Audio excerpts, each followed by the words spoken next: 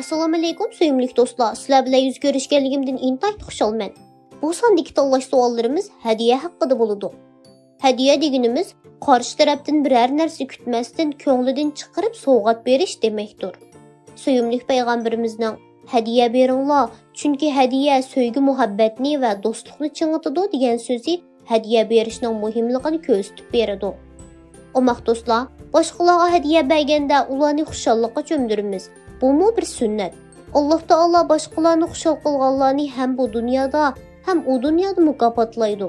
Do'stlar, qo'lingizga qalam ilib, tanlash savollarini ishlab ketinglar. Qaysinglar hadiya berishni yaxshi ko'rsizlar ekan qani? Birinchi savol. Yaxshi ko'radigan kishilar uchun qanchalik vaqtda bir hadiya berasiz? A. Ularni xushal qilish uchun pat-pat hadiya berib turman. B. Tug'ilgan kunida hadiya beraman. C. Menga hadiya berganlarga hadiya beraman.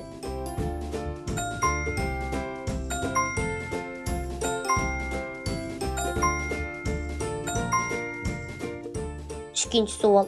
Boshqalarga hadiya olgan vaqtingizda nimalarga diqqat qilasiz? A. Olgan hadiyaning ular yaxshi ko'radigan narsa bo'lishiga. B. Ba'zida menmi ishlatishim mumkin deb o'ylab, men yoqtiradigan narsa bo'lishiga. C. Qimmatbaholiq va boshqalarni hayron qoldirib etadigan narsa bo'lishiga.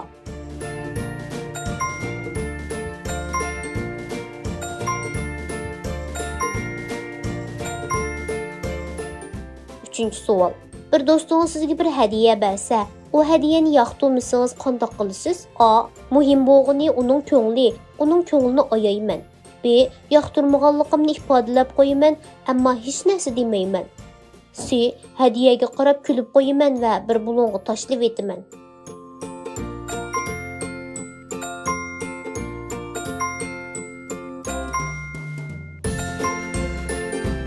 To'rtinchi savol. Saboqdoshlar aro hadiya berish faoliyati o'tkazdinglar. Siz olgan hadiyalar hammasininkidan yaxshi bo'lsa qanday qilasiz? A. Hadiyaning cho'ng-kichigi bo'lmaydi. Muhim bo'lgani saboqdoshimning ko'ngli. B. Saboqdoshlarga eng esil hadiyani men optiman deb jar solaman. C. Boshqalarning olgan hadiyasini masxara qilaman. Mushumi hadiya bo'ldimi? deyman.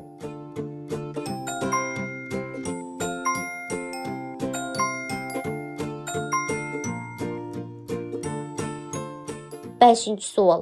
Boshqalardan hadiya olganda nimalarni o'ylaysiz? A. Hadiya bergan kishining meni yaxshi ko'radiganligini, meni xush qilish uchun menga hadiya olganligini o'ylayman. B. Men amroq narsalarni olgan bo'lsa, meni yaxshi ko'rdi ekan deb o'ylayman.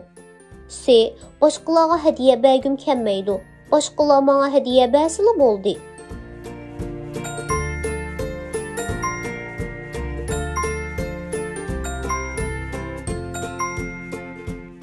Oltinchi savol. Sizga yarashgan bir ko'nglingizni bir do'stingiz yoqtirib qolgan bo'lsa, qanday qilasiz? A. Do'stimga hadiya olgan vaqtimda bu ko'ynakdan olaman. B. Rahmat sana, men bu ko'ynagimni bek yoqtiraman deyman. C. Qaysi do'kondan olganligimni aytib beraman, shu do'kondan olgan deyman.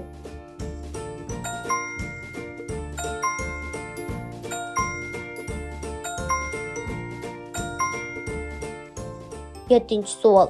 Bir do'stingizga hadiya berdingiz. Oradan xeyli vaqt o'tgan bo'lsa-mu, u sizga hadiya bermadi. Bu vaqtda qanday qilasiz? A. Hadiya qarshi tarafdan bir narsa talab qilmay beradigan va oladigan narsa. Hech qisi yo'q. B. Uningga hadiya berganligimni eslatib turman. C. Ikkinchi qitim uningga hadiya bermayman, so'g'uq muomala qilaman.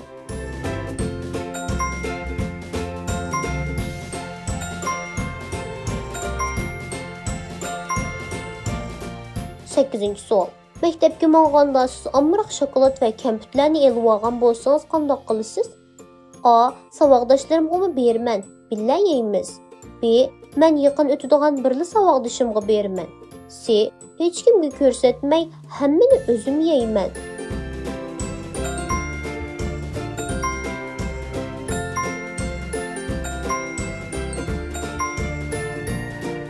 To'qqizinchi savol.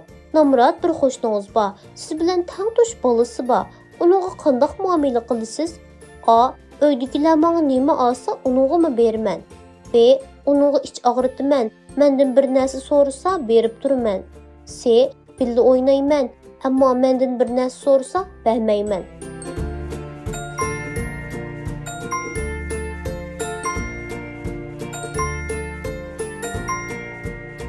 10-chi savol. Oilangiz bilan bozorga chiqdingiz. Ular sizga bir qur kiyim oldi va yana bir qur elib, buni Nomrat qo'shnimizning bolasiga berayli dedi. Bu vaqtda qanday qilasiz? A. Uning bilan o'xshash kiyim kiydiganligim va uningga hadiya beradiganligim uchun xush bo'lib ketaman. B. Boshqa kiyim olayli, men bilan o'xshash kiyimsin deyman. C. Uningga olganning o'rniga menga yana bir qur olayli deyman.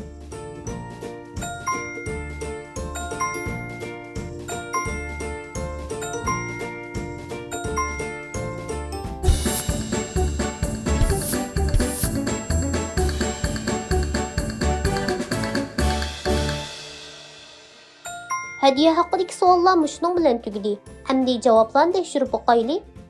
A javobni ko'p tanlagan bo'lsangiz, ko'z tegmasin, qo'lingiz ochiq, ko'ngil ko'ksingiz keng, qalbingiz muhabbatga to'lgan bir ekansiz. Javobingizga qaraganda, siz payg'ambarimizning o'zaro hadiya beringlar. Chunki hadiya sevgi muhabbatni chingitadi degan so'zini bak yaxshi tushunibsiz. Boshqalardan hech qanday narsa ta'ma qilmay, ularni xush qilishni o'ylaydi ekansiz. Bu ta'masiz yaxshiligingizning mukofotini ikkili dunyoda cho'qim olasiz. Sizni tabriklaymiz. Bejavobni ko'p tanlagan bo'lsangiz, suyumli do'stim, siz boshqalarni xushal qilishni o'ylaydi ekansiz-yu, ammo ularni qanday xushal qilishning yo'llarini toza bilib bo'lolmagandek qilasiz. Aslida ish unchalik tas emas. Bir tal qalam hadiya qilsangizmi boshqalarni xushal qila olasiz. Chunki kichkina bir narsa berganligingiz u kishini o'ylaganligingizning ifodasi. Hadiya berish va hadiya qabul qilish siz bilan boshqalar o'rtasidagi do'stlik va muhabbat rishtasini ching'itadi.